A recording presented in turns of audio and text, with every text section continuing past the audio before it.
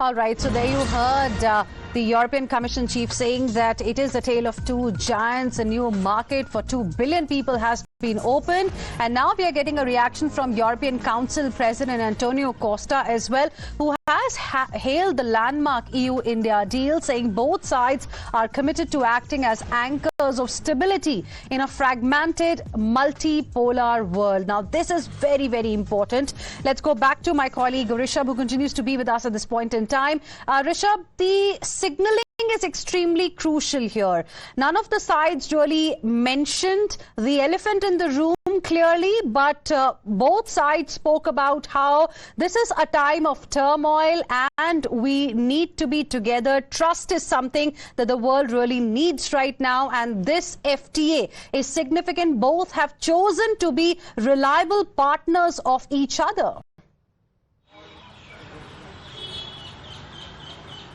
Well, definitely, none of them addressed the elephant in the room directly, but it was all over the room for that matter.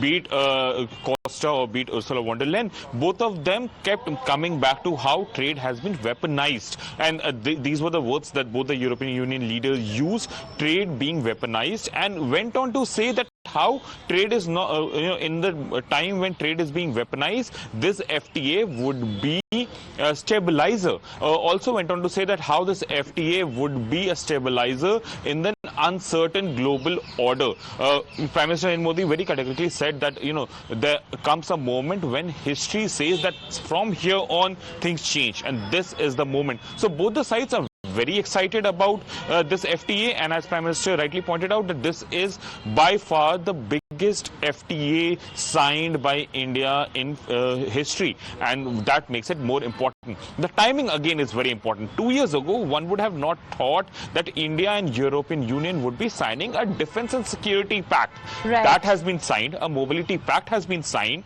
Also, a vision document for next 5 years have been signed between the two sides, and on times now, on 19th of January, we did break that how conclusion of negotiations on FTA, Security Defense Partnership, and Mobility Pact would be signed during the EU-India summit here in New Delhi, and that happened today. But also, what's remarkable, the three leaders who were on dais addressing the press statement, the excitement was actually equal in all three of them, and both the sides do understand that this FTA is going to set the ground for further negotiations that both the sides would do with different partners. Like the European Commission chief mentioned before that joint statement that this is just the beginning. There's a lot that can really happen. The potential is huge. Opportunities are huge as far as both EU and India together are concerned. Rishabh, request you to stay on with us. Now, viewers, as Rishabh was also telling us, this summit has delivered three major outcomes. A free trade agreement, which is described as a crucial geopolitical stabilizer, a new security and defense partnership to address the full spectrum of security threats, and lastly, the joint comprehensive strategic agenda towards 2030. Now, viewers, let's also tell you how this is a result of India's resolve to protect India's interests amidst turmoil that we are witnessing. Take a look at some of the other trade agreements India has signed recently. With EU, finally it's done. It took about 20 odd years, and finally in 2026 it's done.